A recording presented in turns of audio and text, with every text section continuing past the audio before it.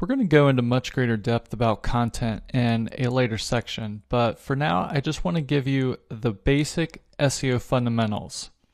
So this page, I'm obviously targeting neurofeedback, and what you've learned so far, you want to have it in the title tag, the URL, the H1 headline tag. But let's get into the content, because the content is really where it's at. So if I want to rank for neurofeedback, I want to make sure that I'm including it in the content of the page. And as you can see here, I've included it right there within the first paragraph. This is a really good idea to try to include it somewhere in those opening paragraphs, the keyword that you're trying to rank for. And as you can see, it's kind of supplemented down throughout the body of the content. So you don't want to overdo this. If you're trying to rank for neurofeedback, it's not a good idea to stick it into every paragraph or every other paragraph. That's a little bit overkill. Your good rule of thumb always is make it sound good for the reader. If it sounds good to the reader, if your content is engaging and they do all those off-page criteria items, then that gives you the best chance of ranking, as opposed to trying to squeeze in your keyword the certain amount of times. Way back in the day with Yahoo, before Google even came around, you could use this approach where you're sticking your keyword in just the right amount of times and you could rank for that term almost immediately. But things have changed a lot since then, and Google is getting smarter and smarter. So one of the things that they do take in consideration and they're getting smarter about is terms that are related to other terms.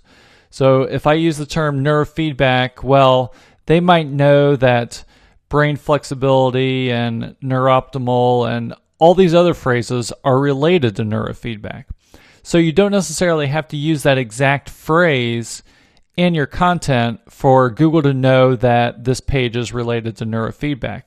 Because you're writing naturally, which is something I always encourage you to do, if you're writing naturally and you're using phrases that are related to your target keyword that you're trying to rank for, this gives you the best chance. So as always, write naturally in your content. That gives you your best opportunity, but try to include it, the phrase you're targeting, somewhere in the beginning and sprinkled throughout if you can, if it makes sense within the content. Now, as far as length of content, a good rule of thumb that I use is a minimum of 250 words. So if you look at statistics of what pages rank in the top search results, it's often 1,000 or 2,000 words of content and even more. These long content is generally what ranks well in search. So that's why I recommend at least 250 words. Now, as far as how long, like, is there too much?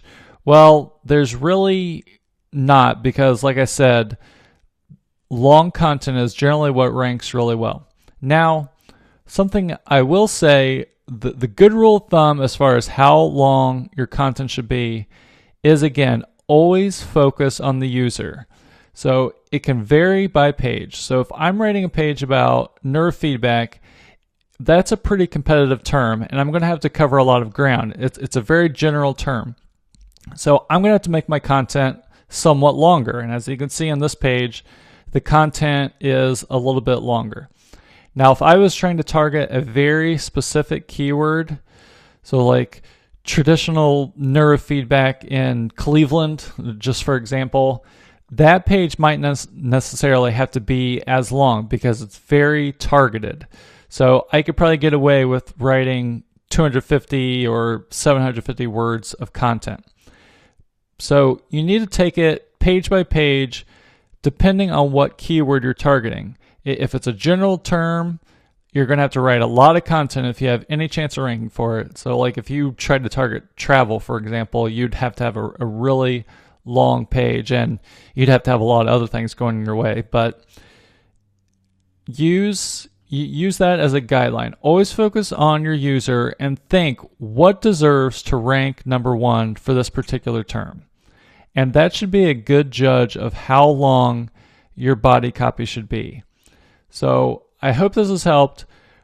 Summing it up, use the keyword you're targeting within the content, sprinkle it throughout, write naturally. That way you're using synonyms and other words related to it, which is what Google understands. And finally, write the content with the focus in mind that what deserves to rank number 1. So if I'm writing a page on neurofeedback, I'm going to have to write a lot of content. If I have a more specific keyword, then I might be able to write a little bit less copy and have a chance of ranking for it. So I hope this is helpful, and good luck writing copy.